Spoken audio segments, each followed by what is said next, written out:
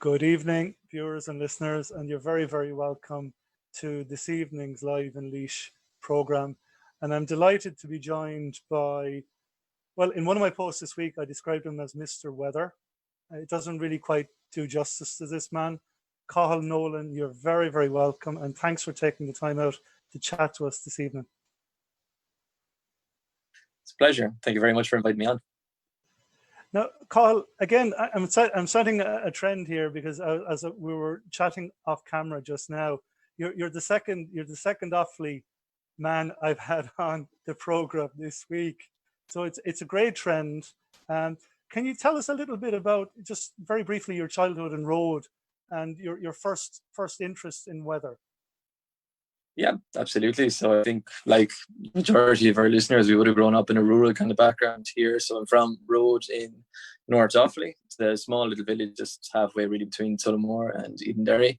And I suppose growing up, it was pretty much an idyllic, let's say, rural Irish background. Or my life, let's say, would have been very much seasonal in nature anyway. So it would have been dominated by the cutting of turf during the summer months, maybe football season as well. Obviously football is quite a big tradition and almost religious in a way here in Road. And aside from that, then it would have been a case of education, which is obviously very close to me as well, actually, because the school in Road was really only about 100 metres away from where I lived. So for me to get to school was just a simple matter of walking through our back field, hopping the drain, and there was the schoolyard waiting for me every morning at 10 to 9. So it's probably no surprise that academia and study was always something that was pretty close to me, both in terms of actual physical closeness and in terms of kind of the route that I would have seen for myself in life. So it sounds like an idyllic childhood. Pretty much, I would have said it was. Yeah, I mean, there was no real, I suppose, significant traumatic events that I could possibly put my finger on at the moment anyway when I think about it. It was just a pretty normal rural Irish life growing up. I was more than happy with the village that I was born in, and in terms of the activities that I got to do. I mean, I was very fortunate, I suppose, to be in a close-knit community like Road and to be able to be involved with quite a number of GA teams over the course of the years. We were fortunate to actually have quite a very successful underage team when we were growing up. So we got to tour pretty much first initially the county, and then we got to go to different tournaments in Leinster and across the country, and it was just a very enjoyable time, really. Absolutely. And like I have this theory, you might disagree, that like I come from a farming background down in South Tipperary, that country people they're more attuned to the weather and changes in the weather. They're aware of the birds and the wildlife, and they know basically that there's a change coming. They don't even need the weather forecast. Would you go along with that, or is that a bit exaggerated? No, I certainly would go along with that. I mean, in terms of just the basic jobs and the day-to-day life that we have living in rural Ireland, I suppose weather is very much related to pretty much all the activities that we would have done. And I suppose going back in time even more, that was even more important. I suppose Ireland traditionally is an agrarian society. So, I mean, we were very much attached to the land, and as such, really weather played a dominant role with regards to just the general activities that we could carry out on a day-to-day basis. I suppose if you expand it even further, with regards to Ireland as a country in the wider sphere, we could say that probably Ireland in itself is a microcosm, really, because as a nation, we are really just typically obsessed about the weather. I know it's a stereotypical, but it's pretty much the start of every single conversation that you have with most people, or certainly strangers, on a daily given basis. So I think weather is always just something that's pretty much close to every Irish person's heart, but as you said, even more so with rural people.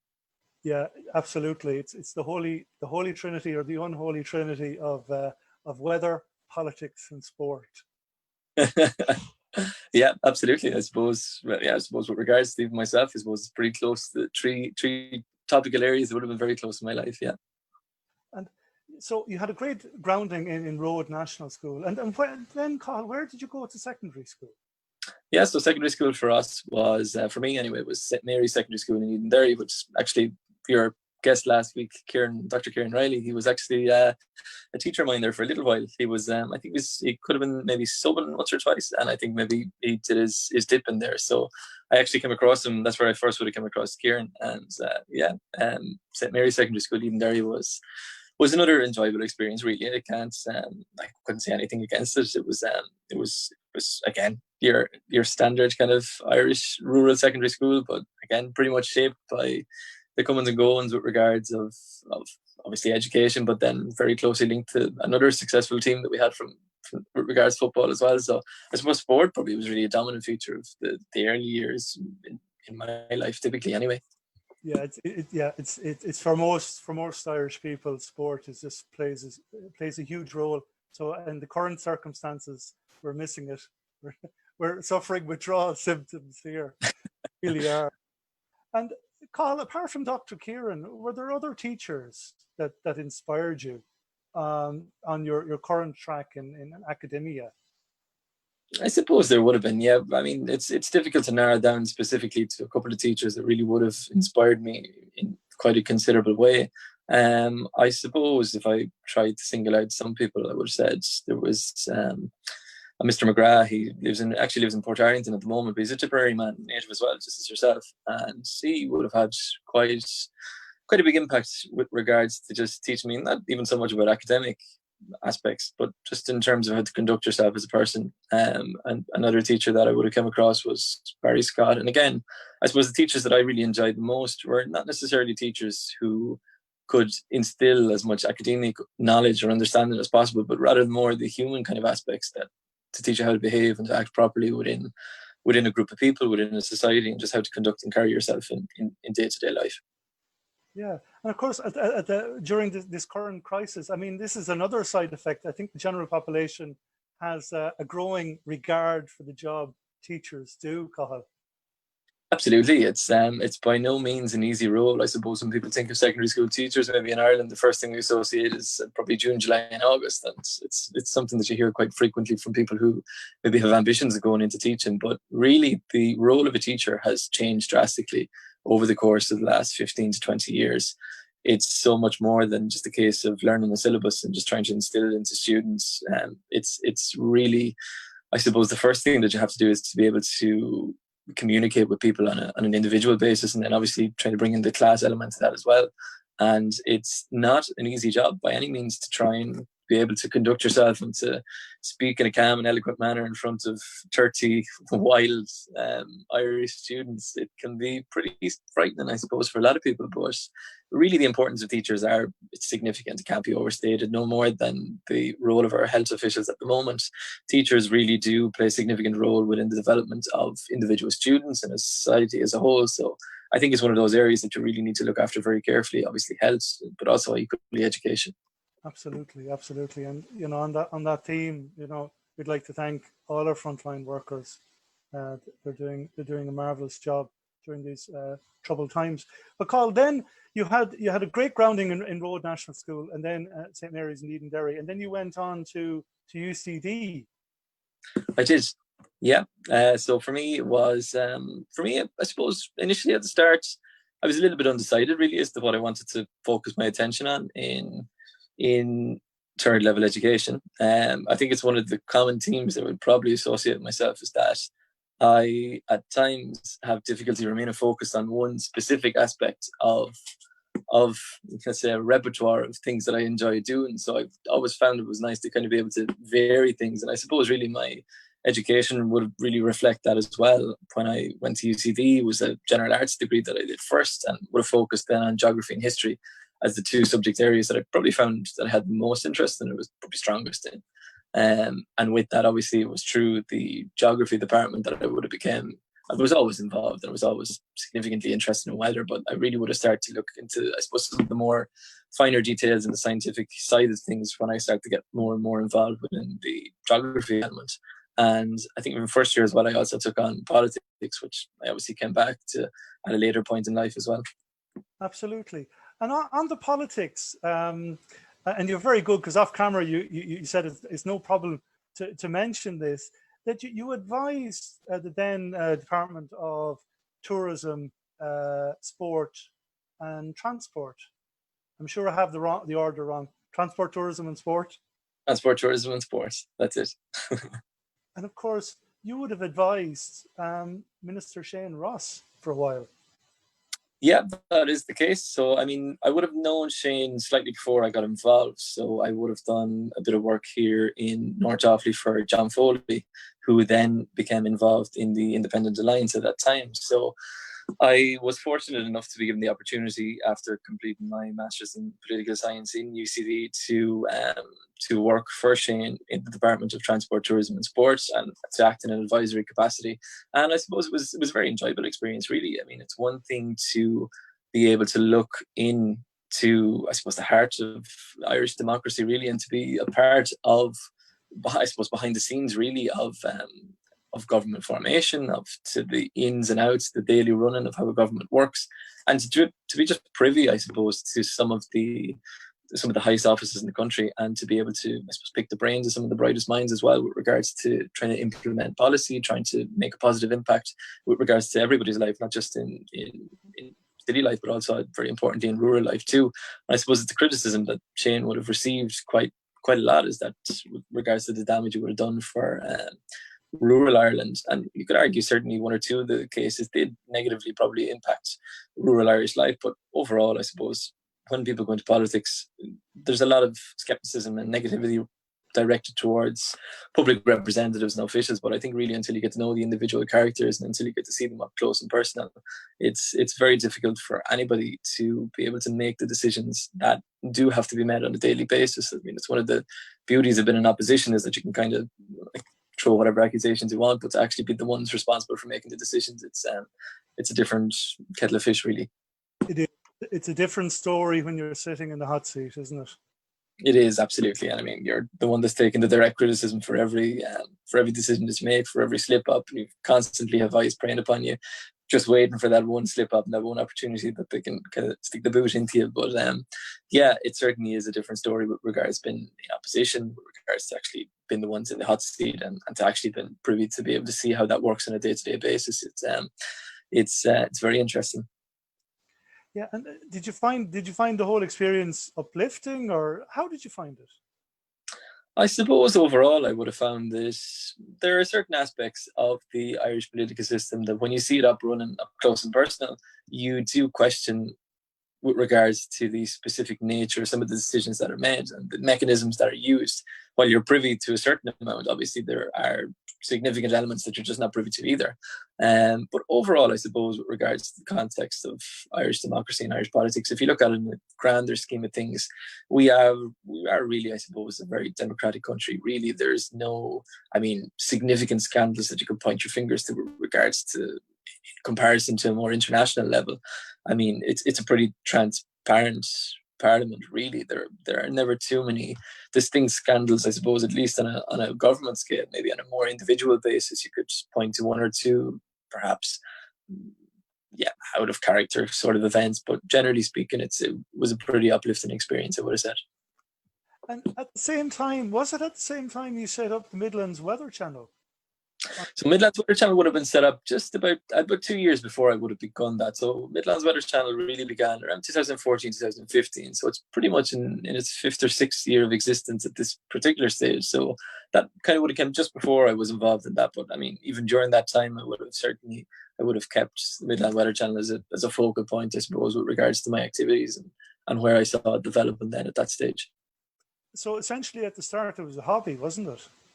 Essentially, at the start, it was a hobby. Yeah, it would have been essentially, I would have decided to set it up with regards to maybe provide more specifically accurate forecasts for the Midland region, because typically within the Irish meteorological calendar year, I suppose you would typically say that the most severe conditions, generally speaking, don't really happen in the Midlands. And with that, a lot of the attention is directed towards the more populous areas along the East Coast, and then also some of the areas along the South, the West, and the North Coast, which obviously get the most extreme conditions. And that's understandable to a certain degree, but for us here in the Midlands, it is nice to get that local aspect with regards to meteorological conditions, because it can be overlooked sometimes. Of course, and in the Midlands, in Laois and Offaly, we tend to get the highest temperatures in the summer and the lowest temperatures in winter. Would that be fair to say? That's true, yeah. I suppose it's really, if you look at it, I suppose, in regards to an Irish climate, I suppose the Midlands here really is a little bit more continental, let's say, in the fact that we're not directly exposed to the mediating effects of the Atlantic or the Irish Sea. So we tend to do see those temperature extremes. As you said, during the summer months, we do experience the highest conditions. The highest temperature of the 20th century was 32.5 degrees Celsius in Lochbura and Offaly. And then some of the coldest temperatures that we've ever recorded were, of course, in the Midlands as well, dipping down to below -15, -16 degrees at various times. Obviously, the last time would have been 2010, which, of course, we still have vivid memories of that particular cold spell. We do. And then, for example, you took the Midlands Weather Channel and you've rebranded as Ireland's Weather Channel. You're growing it. Yeah, we're very pleased to be rebranding it and to have changed the cross, I suppose, from the Midland Weather Channel to Ireland's Weather Channel. And we would have taken that decision would have decided really, I suppose, the end of last year, and then decided to switch it over on January the 1st of this year.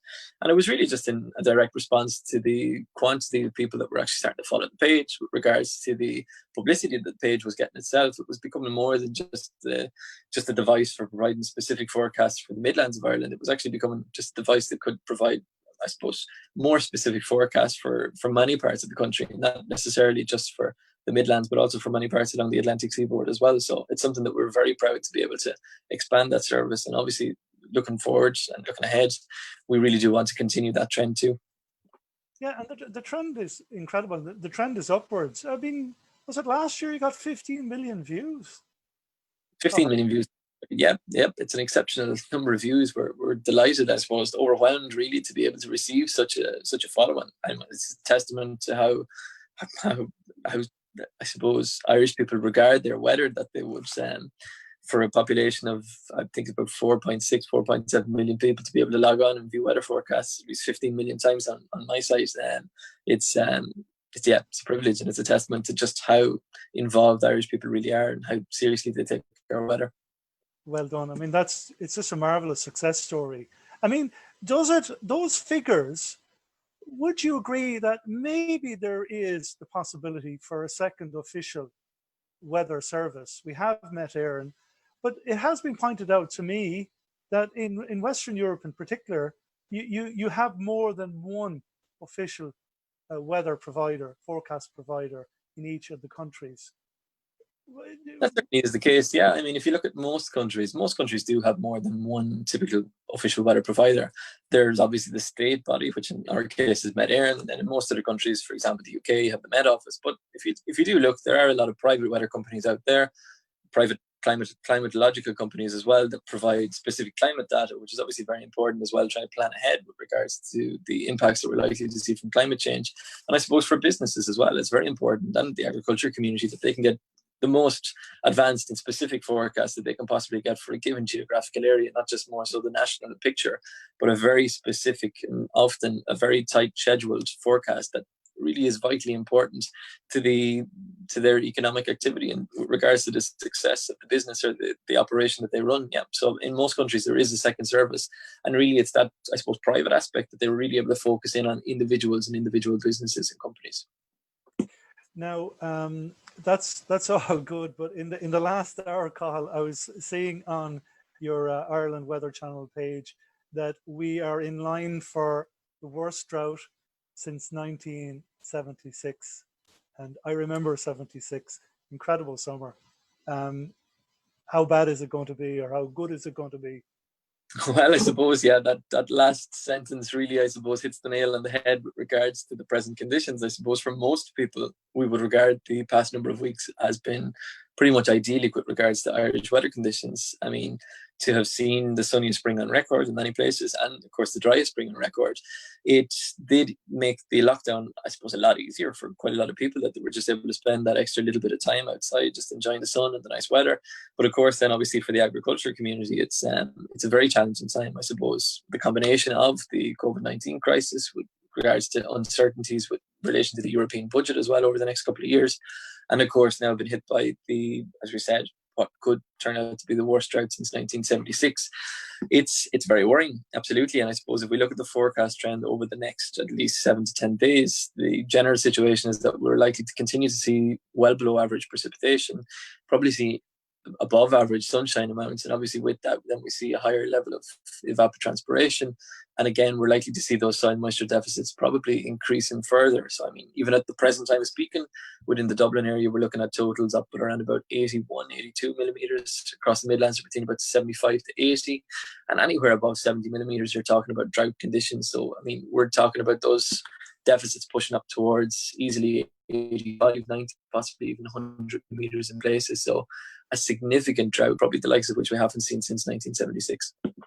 Yeah, it's good. It's good for most of urban and suburban Ireland, but your heart would go out to the farmers. I mean, I come from a farming background myself, but it seems to be the new normal. Everyone's talking about the new normal, but we seem to have a new weather normal as well, in that we have much stormier, wetter winters, Cathal, and much, much, much sunnier, drier summers. Like 2018 sticks out for me. Absolutely, and I suppose that is a trend that the climate models, I suppose, really looking ahead to climate change and the impacts that are likely to happen in Ireland over the course of the next 20, 30, 40 years. Those particular projections have continued to indicate that we are likely to see, I suppose, more volatility within the Irish climate, whereby during the winter months it's likely that we could see an increase between about 15 to 20% of precipitation. And then, of course, during the summer months, we see the opposite trend, where we expect to see maybe drier conditions by about 20 to 25%. And of course, on an individual year, that might vary. But of course, looking at the overall trend, we do certainly see that seasonality increasing, whereby we do have wet, stormy winters with plenty of systems pushing in from the Atlantic. And indeed, the intensity of those storms has probably increased and probably will increase over the course of the next coming decades. But then, of course, we see the more benign conditions, of course, during the summer months, where we're expected to see an increase in terms of drought conditions, probably more higher temperatures as well. As you said, if we gradually see an increase in global temperatures, then it's always that we're going to see an increase with regards to daily maximum temperatures in Ireland too, over the course of that 20 to 30 year period. And that certainly is a trend. I mean, the evidence is really there already that we can start to see some of those effects that are actually quite tangible. And of course, 2018 was a very good example. And even 2020 so far has been a perfect example of that, whereby we went from having the wettest February on record with a succession of storms coming across the Atlantic to probably having the driest spring on record, as was the case. Yeah, and I mean, with your background in as a political advisor, I mean, is there one takeaway that basically you'd keep hammering home with our politicians? The one thing we can do to future proof our economy in this time of climate change, and future proof our transport system. Like, you know, what can we do? What do we need to be doing now for 30 years' time? Absolutely, but I suppose it's a very good question. I suppose you could break it down in any number of ways you want, but I'm going to narrow it down, I suppose, to two specifics. And the first one would be obviously looking at the Irish public transport system. We are a country which is extremely dependent upon Dublin as the economic source that provides the vast majority of the GDP that we see in the country. But the vast majority of the population now that almost works within Dublin is commuting from an outside source. So there are two aspects that you can really look at to direct that. The first is obviously looking at being able to provide more affordable housing and to get some kind of control on the rental market within Dublin and the house price market within Dublin, which is just really obscene, I suppose, for anybody wishing to locate themselves close to work. And of course, if you want to have a situation then where you can make affordable housing the case, I suppose, in more satellite districts as well, you need to really start looking at improving the public transport system. We as a nation, I suppose, we've one of the highest ratios with regards to private car ownership and private car usage with regards to our commutes every day. I mean, I think it's still around about 40%, 45% of our daily journeys or commutes are taken by individual cars. That's certainly not the case in most European countries, and it would be quite abnormal to see those figures in most of the EU nations, whereby they maybe have a much more advanced rail network. And if we look back at Ireland, as I said, I suppose, throughout the course of history, we can see that our rail network has actually declined significantly since its peak, let's say, in the 1920s.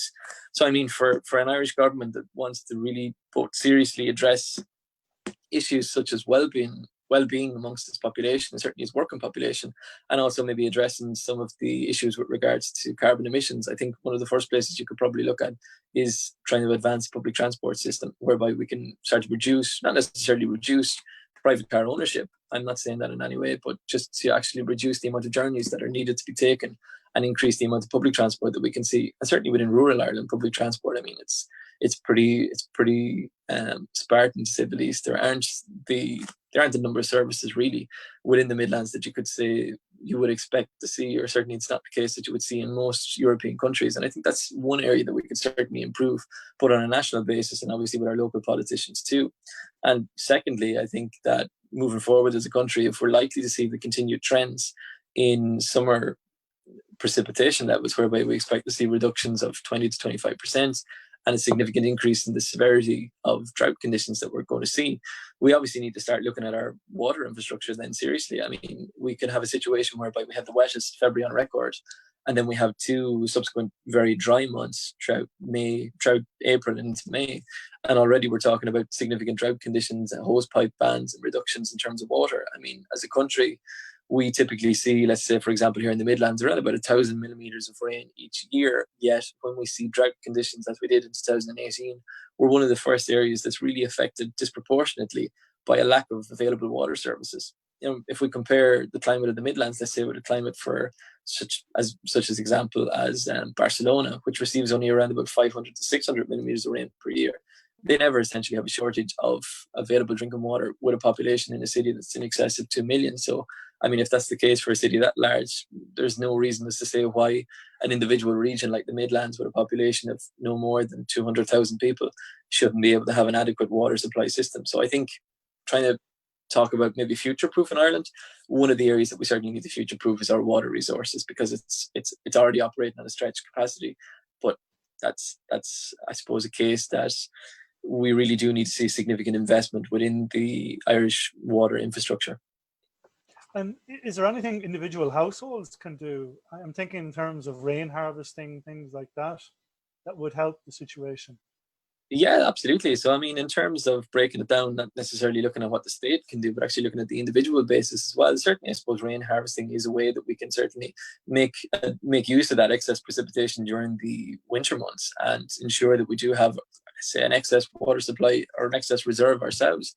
Within the agricultural community, I think in most European countries that do suffer from higher temperatures and droughts, you would see in most kind of farms that they would have one little area set aside where they maybe dig a pond, that when water levels do start to get low, that they do have that excess, let's say, private reservoir water available for them to use or to be able to spread when we have situations at present where soil moisture deficits are just so low. And then breaking that down on a more individual basis, I suppose water conservation is not something that we've traditionally thought about here in Ireland. I mean, as a country, we would assume that we see more than a fair share of water each winter. So, I mean, the prospects and thoughts of Irish people conserving water have been pretty alien. But, I mean, if you, for example, I did live 1 year in France, in the south of France, again, in an area that's pretty much affected by drought conditions on an annual basis.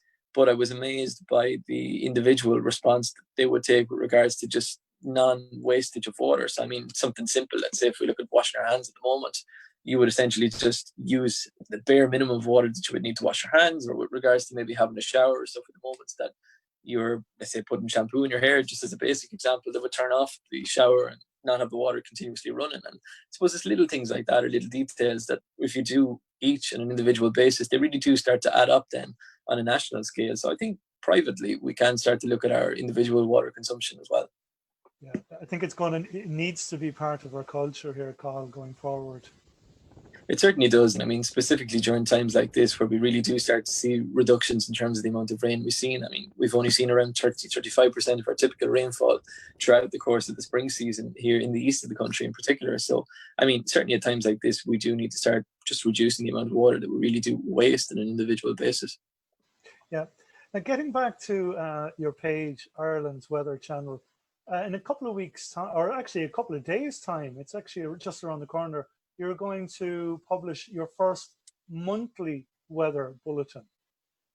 Yeah, absolutely. So that's something we decided, I suppose, over the course of the last number of weeks. It would have been really, I suppose, thought about during the lockdown. Maybe it just gave me a chance to have a little bit more of a think about the direction that the page can take moving forward from here. And certainly I think it's something that a lot of the followers of the page would really find enjoyable, just to be able to have that monthly publication, just to be able to provide a little bit more of a link, let's say, between the page to the individual, and to be able to provide just an overview of conditions maybe that would have occurred throughout the course of the previous month. It'll also give many of the followers an opportunity to submit photos as well of weather conditions that they've observed throughout the course of the last month, and then that would be included within the bulletin, while obviously at the same time providing a couple of research articles maybe per edition, and looking at the individual impacts, and also looking at more long-term forecasts as to where we can maybe see our conditions moving over the next month or so as well. Yeah. Now, on the subject of long-term forecasts, Carl, you'll be able to tell me whether this is true or not. Because of the COVID-19 lockdown, obviously we've had fewer commercial aircraft flying. And what I wasn't aware of, commercial aircraft are actually collecting weather data. They do, yeah, absolutely. So most aircraft actually would take individual measurements, let's say, of specific conditions at a given moment in time. Or there's certainly specific aircraft that would, their main priority and responsibility would actually be to take reconnaissance flights and actually record meteorological data. So really, in terms of feeding that then into a more large scale, let's say global basis, which is, we obviously do forecasts on a global level as well, without having that direct access to data, it can make sometimes the forecast just a little bit more challenging. And I suppose it's the beauty really of modern forecasting, is that we have the ability to take so much data really from the atmosphere and to be able to project those forecasts so far ahead. Whereas if we went back maybe just even 30 years, really we didn't have the available knowledge that we do now. And I suppose even with regards to the information that I would access and use as a page, we just, the Ireland's Weather Channel just wouldn't have been able to exist up to even maybe 10 or 15 years ago. But with the advent of the internet, but also with the advent of social media as well, it's been able to provide, I suppose, forums like what we're doing here this evening, just with that extra ability to be able to reach into the public and to spread our word, I suppose. Yeah, the technology is empowering. I have to say, it's like, for an old fogey like me, but I mean, it's the current shutdown and slowdown and lockdown. Basically, it's giving people time to try new things, be it cooking or gardening or tech things like this. I mean, I know it sounds terrible, and we families around the country have gone through terrible times. They've lost loved ones. It's horrendous for our frontline workers.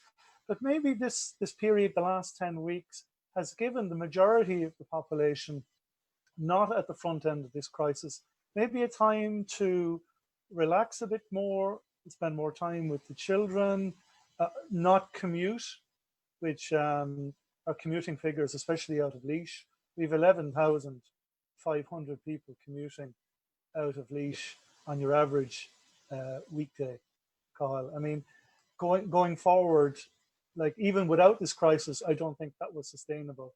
Definitely with this crisis, I think we're going to reimagine how we work, when we travel, and basically prioritize where we're going. And if a journey isn't necessary, maybe, put it off. What do you think?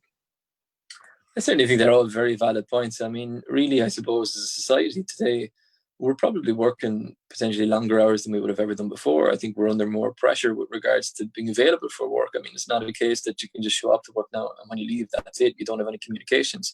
With the advent of, as we said, with technology and how it's progressed, it can be both used as a positive and as a negative as well. I mean, with regards to emails, with regards to phone calls, we can never really switch off anymore.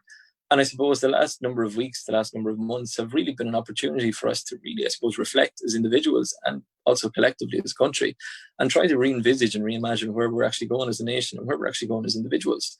It's one of the great benefits that we've had of this particular crisis. And obviously we say that in the knowledge that it's been an extremely difficult time for a significant percentage of the population too. But I suppose getting back to that individual basis, it really has been a chance for us to be able to actually stop, think and assess, and maybe, as you said, even try new things. But I suppose if we look at it as a country level and as a country basis, maybe it can be a time to significantly reflect, and certainly politically, to maybe take a look at more, let's say, I'm not going to say necessarily modern ideas, they've been around for a long time, but maybe to look at things such as maybe 4-day working weeks, 3-day weekends with regards to productivity. I mean, if we actually stop and seriously look at the figures with regards to productivity, we can see that it seems quite obvious that working shorter weeks but more concise within those hours increases productivity significantly. I think it was by a minimum of at least 25 to 30%. And of course, it gives us that much better work balance life then, of course, with our family lives then as well. And even in terms of, as we said, commuting, if you only had to commute maybe 4 days a week as opposed to slogging it out for 5, it really does make a significant difference with regards just to mental well-being and also with regards to our health in a more long-term basis. So like each crisis certainly comes with opportunities. And I think this one has particularly provided us with a significant opportunity to both address maybe issues, as we said, such as climate change, but also with regard to more social issues as well, with regards to just our work-life balance, with regards to public transport systems, with regards to rebalancing work and family life. Yeah. Now, on that point, like, get your crystal ball out, Cathal. What would Ireland 2030 look like? Or do you want to make any predictions? Because Is that meteorologically or society? well, I mean, it's your forum, Cathal. What do you think? What can you pick out trends where we're going as a society, as an economy, and obviously on the weather front as well? I suppose the easiest one for me to begin with, certainly, and it'll give me a little bit of time to think in the back of my head while I give the answer. I suppose meteorologically, we're probably going into a period where we will see more volatility within our climate. Now, I suppose Ireland's climate as well, we must acknowledge that we're actually very fortunate to be living in the country that we are in. I mean, much of Western Europe is very fortunate given its current climate, because, I mean, even if we were to see temperatures rising by between 2 to 3 degrees Celsius, the direct impact, meteorologically speaking, on countries such as Ireland would actually be quite small with regards to the overall impact and conditions that we would maybe see in more tropical regions of the world, or more regions that maybe experience significant droughts already. It's in those countries that we're really likely to see the significant changes occurring, and would occurring over that 20 to 30 year period. As a nation, Ireland, I suppose the biggest threats that we'll see by 2030, really, with regards to climate change, will be probably the increase with regards to the number of droughts that we see in the summer. That issue that we have with an increase in population in our most populated areas already stretching our water resources at present. It's likely that we will see shortages again with drinking water and issues with regards to water infrastructure over the course of the next decade. And maybe some of our coastal areas too, when we think about the winter storms that come in, if we do continue to see probably rising sea levels, but also the strength of those storms increasing, we are likely to see more issues such as coastal flooding. Like we saw during the past winter, obviously we had the video coming in from Salt Hill during that particular storm. We are likely to see challenges in our coastal communities. Within the Midlands, again, we're probably likely to see increases in temperatures during the summer months, and again during the winter months, looking at cooler conditions. But that's the easy part, I suppose, meteorologically. Looking at us in terms of a society overall, I suppose, politically, it's difficult to see any, I suppose, significant changes with regards to the shake-up of Irish politics. I mean, we've weathered I suppose Fianna Fáil really would have weathered the storm that was the 2008 financial crisis. And while many people would have depicted their demise at that point, they've pretty much come back to be, if not the strongest, the second strongest party within the country again. Fine Gael are again continuing on a pretty continuous trend whereby they're the two dominant parties really. We do have the emergence of Sinn Féin, of course, as the third party, and certainly that it's welcome within the country to see an increase with regards to the number of parties, to not be dominated just by two particular parties, because it does give us that idea to be able to feed in, I suppose, more ideas and to learn from, and to put pressure where it's needed to be applied with regards to specifics in terms of opposition. So it's difficult to point out any, I suppose, real significant trends with regards to politics. Generally speaking, if you look at let's say the younger population who will be voting in years to come, maybe there is a trend moving towards a party like Sinn Féin maybe eventually becoming a more significant player with regards to the overall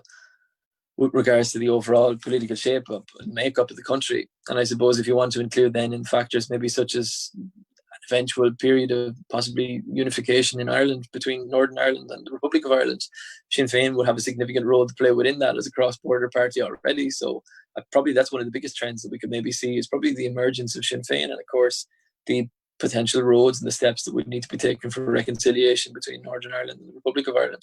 And obviously the pros and obviously the cons as well that come with such a situation as that. Situation. I mean, we'll be reimagining the Republic, I think, in the next 10, 20, 30 years. But a small step. I don't know how you feel about this. It actually annoys me. When I'm watching the Irish TV channels here, and then BBC and ITV.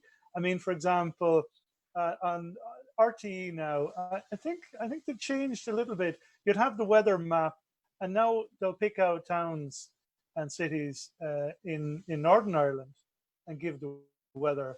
But for example, the BBC and ITV as well, basically that they'll only have included various locations in the United Kingdom. And I always felt, I mean, we're part of the British Isles. I mean, it's a geographic fact. Why not? I mean, on both sides of the Irish Sea, just have the weather that includes the neighbouring island. What do you think of that? Yeah, I suppose really if you look at the history, I suppose in terms of the two meteorological organisations between Met Éireann and Met Office in the UK, both of those organisations would have been of the understanding that they only had a direct responsibility for their given jurisdiction. So Met Éireann really, if you look at most of the maps that they would provide, they would really only focus on the Republic of Ireland and given statistics with regards to their meteorological stations. The Northern Ireland is obviously represented by the Met Office, and of course, if we look at the figures that they provide, let's say on a monthly or a daily basis, they do predominantly focus on just the UK. I suppose if you look at some of the areas in Ireland, and certainly we like to do it as a page as well, Ireland's Weather Channel, we do like to provide forecasts for the people of Northern Ireland as well, because we really see, I suppose, it really depends upon the way that you look at it, but I suppose on an individual basis, we would probably have more of a, let's say, historical hold, let's say, upon Northern Ireland, whereas within the UK, they wouldn't have that same level of need, let's say, to be able to provide specifics for the Republic of Ireland. And essentially, they were able to just focus on what they would consider to be the United Kingdom, and obviously included in that would be Northern Ireland for them. Yeah, I think it would be a nice first step. I mean, I think going forward on the island of Ireland, I think we need to take incremental first steps, and an all encompassing weather map would be a nice first step, I always think. Yeah, I think you're right. I suppose we all share the same weather, and there's no divisions, or there's no absolutely, there's no divisions with regards to the meteorological conditions that we share. We share the same climate, we share the same individual conditions, same storms, and while there is a certain amount of cooperation, obviously, between Met Éireann and the UK Met Office, perhaps it would be nice to see more of an inclusion from the British side with regards to forecasting conditions here in the Republic as well. Yeah. Great. Now, your predictions, I know I'm going to put you on the spot here, because I know forecasters say if you go outside the 10-day window, very hard to forecast the weather. But going forward, I mean, it's looking like 76 all over again, and a bit of a scorcher and a drought. It's certainly shaping up that way with regards to precipitation, at least. I mean, if we look really towards the latter stages of next week, we're probably likely to see return to probably very warm conditions at times, where it certainly feel very warm, probably more humid than it has done for the past, I suppose, heat wave conditions that we had at the end of May. And with that, we do have the risk of maybe some thundery showers becoming a feature of our conditions as well through the second half of next week, which, depending upon where they hit, is obviously very much hit and miss when they're showers. But they will bring some, I suppose, relief on a small scale, individual basis for some areas in the country. But again, really the overall trend is for below average precipitation as we go through the remainder of the month of June. If we take a look at the two, I suppose, weather models that we would most commonly use, the GFS, which is an American model, and the ECMWF, which is the European model, both of those certainly forecast higher than average pressure across much of northwestern Europe, which impacts us directly, and of course below average precipitation with that as well, and temperatures probably a degree or so above normal too for the particular time of year. So when we look at those trends going forward and we assess the current situation with regards to where we are with soil moisture deficits and already existing drought conditions, yeah, it does become a concern process for to really see that particular trend developing and continuing on into the month of June after having record-breaking conditions throughout the spring. So while it is difficult to forecast that far ahead, we are able to get some general trends, and unfortunately, or fortunately, depending upon the way that you view it, that trend is for drier conditions and probably warmer temperatures as we go through the month of June. So, Carl, you're saying, in other words, slap on the factor 50. Get the factor 50 ready. Just have it handy, just in case we do see a substantial break within this. Let's say it won't be glorious sunshine. Let's say towards the end of next week, it probably won't be as sunny as it has been through the spring. But while saying that, the temperatures will be up, and when the sun does make its appearance, it will certainly be would be a case where you do need that factor 50 at that stage. Yeah. Brilliant, Carl. Well, I have to say, Carl, every continued success, because I love your page and I love to see a younger person. I hope you don't mind me saying that, much younger than me. I love a younger person doing what you're doing, being a success, and every continued success, Carl. And thanks for taking And I know your schedule. I don't know how you do it. Your schedule is very, very busy. But thanks for taking the time out this evening to have a chat with us here on the Live and Laois program here on the Laois People. Any final words to your viewers apart from the bulletin? Have you any other surprises coming up? I suppose looking forward, we're in the process of being able to actually we're trying to strike a little bit of a partnership going between ourselves and UCC, which is obviously where I'm based at the moment, with regards to being able to bring maybe more, I suppose, of our climate education programs across to primary and secondary schools. So that would have started at the end of last year, from about October onwards, and I've been very fortunate to visit over 60 primary schools so far, and secondary schools too. I've been able to give essentially seminars and interactive discussions on the present climate of Ireland and looking ahead to the changes that we're likely to see due to climate change and what we can do both as a country and as individuals. So that's certainly something that I'm looking forward to doing over the course of the coming months as well. Obviously, when we start to see children returning back to school too, been able to continue on that progress from last year. And with that then as well, we're looking to be able to provide more, I suppose, improve our graphics and be able to bring you more video forecasts really throughout the latter stages of this year. It's something that we would have been planning for the last year or so, and now we're really in a position that we can start to look at that as becoming a main feature of our weather too. And obviously at the same time, being able to continue to provide the service that we've done so for the last 5 to 6 years, both to the people of the Midlands and of course to the wider nation now as well. And working closely, again, it's worth mentioning as well, working closely with private businesses or again with individual farmers too, being able to provide you with really specific forecasts. It's something that we're proud of to be able to do. Our track record has been very good so far with regards to success on that level. Brilliant, Cathal. Every continued success. If anyone deserves it, you do. You've been a pleasure to chat to this evening. Thank you very much. I really appreciate you having me on and giving me the platform to be able to discuss the things here this evening. It's a real pleasure. Absolutely. And Cathal, have a great weekend, and hopefully later in the summer we'll be chatting to you again to see how the predictions worked out. Hopefully they can stay true. Yeah, you'll probably hold me to that one anyway if we don't have a scorcher now in June. But such as the challenges of being a weatherman. I know it can't be easy. And Cathal, again, have a great weekend and chat soon. You too, John. Take care. Thanks very much. See you later. All the best. Thanks. You too.